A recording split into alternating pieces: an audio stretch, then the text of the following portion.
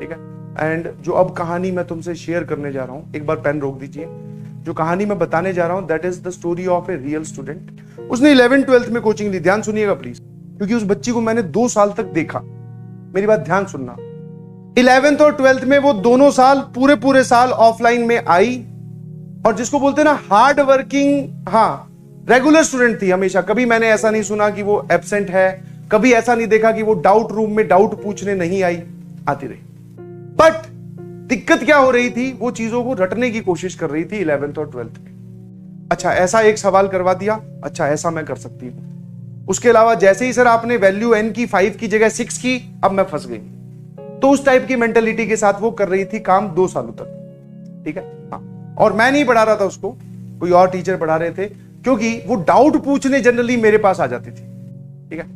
इस वजह से तो मेरा उसका 1-2 बार इंटरेक्शन हुआ, तो मैंने देखा कि वो जो डाउट पूछ रही है वो बहुत ही बेसिक पूछ रही है। बहुत ही बेसिक मतलब कि जिसने नोट्स नहीं पढ़े हो फिर वो सवाल ऐसे पूछे।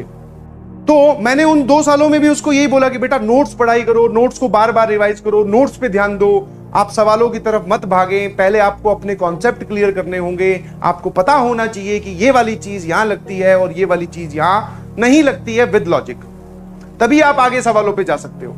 आपको अभी पता ही नहीं है कि क्या करना है और आप लगे हुए हो तो जवाब गलत ही आएगा, और अगर सही आ रहा है तो आपका तुक्का फिट बैठ रहा है, और तुक्के के बेसिस पर जेईई मेंस और एडवांस क्लियर होता मैंने तो आज तक कभी नहीं देखा।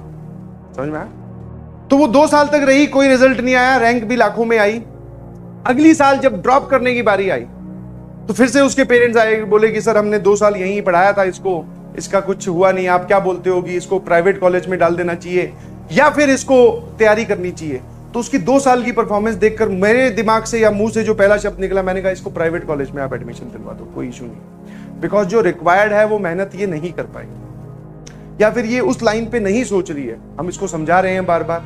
तो वो वहीं बैठी थी, शायद उसको ये बात बुरी लगी या चुप गई या पता नहीं, तो उसने मुझे बोला, और बड़े स्ट्रॉन्ग कॉन्फिडेंस में बोला। जब कोई इंसान कॉन्फिडेंस में बोलता है तो उसकी आवाज में एक बोलते हैं ना कड़कपन होता है। बोले सर मैं कर लूंगी। मैंने कहा बेटा सेम फॉर्मूलाज हैं, सेम कॉन्सेप्ट हैं, सेम थ्योरी है, फिर से पढ़ाएंगे, बट पढ़ना आपको है। बोली सर डन। और उसने मेरे से सीरियस होकर पूछा कि what is the change that you want to see in me, मतलब आप क्या चाहते हो कि मैं इस तरीके से पढ़ूं, जैसा आप बोल दोगे वैसा ही करूं। मैंने कहा ठीक है, जैसा सबको ज्ञान दिया जाता है वैसा भी उसको दिया, बट मेरे दिमाग में 100% डाउट था। मैंने तो उसके पेरेंट्स को भी बोला, मैं मत आप ड्रॉप करवाइए, इसको बढ़िया किसी प्राइवेट कॉलेज में एडमिशन दिलवा दो। पर वो नहीं मानी, उसकी जिद थी कि यहां करना है। फ्रॉम डे 1 इस बार मैं पढ़ा रहा था। अच्छा मेरे पढ़ाने से और किसी और के पढ़ाने से कुछ इसका लॉजिक नहीं, सेम सामने वाले की मेहनत पे डिपेंड करता है, ठीक है। तो इस बार वो मेरे ही बैच में थी। तो अब मुझे पता था कि ये डाउट जब पूछेगी तो मैं इसको तुरंत नोट्स पे ले जा सकता हूं। इसने ऐसे पूछा कि सर ये वाला सवाल नहीं सॉल्व हुआ, तो मैं तुरंत बोलूंगा कि तेरे से वो वाला सवाल सॉल्व हुआ था क्लास में, समझ में आया था? बोले हाँ सर, तो ये वही तो सवाल है, बस डाटा ही तो चेंज किया। तो वो through out the session hard working रही, क्योंकि वो हार्ड वर्किंग और सिंसियर पहले भी थी, ठीक है। क्लास ना मिस करना, रेगुलरली आना, नोट्स बनाना, ये सब आदतें उसमें पहले भी थी। अब सिर्फ उसने एक छोटा सा चेंज किया, दैट इज कि अपनी नोट्स में लिखी हुई बातों को सीरियसली समझकर फिर सवालों पे जाना, दिमाग बंद करके सवालों पे जाना नहीं। अच्छा हाँ सर पढ़ लिया, चलो सवाल करते हैं, नहीं जी, इससे तो आप डिमोटिवेट हो गए। समझ पा रहे हो कि नहीं समझ पा रहे, है ना?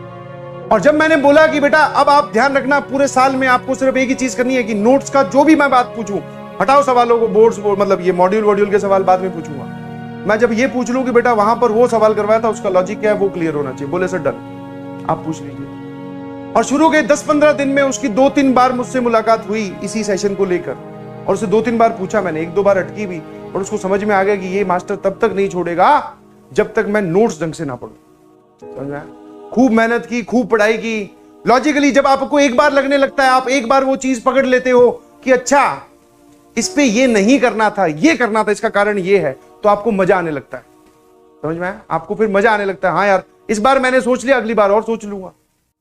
एक सवाल में, फिर 2 सवाल में, फिर 10 सवाल में, फिर हर एक सवाल में आप ऐसा ही करते हैं। और जब आप ऐसा करते हैं तो आप कॉन्सेप्चुअली स्ट्रांग होते हैं, और कॉन्सेप्चुअली जब कोई इंसान स्ट्रांग होता है तो फिर फर्क नहीं पड़ता कि आपके सामने मेंस का सवाल है कि एडवांस का सवाल है।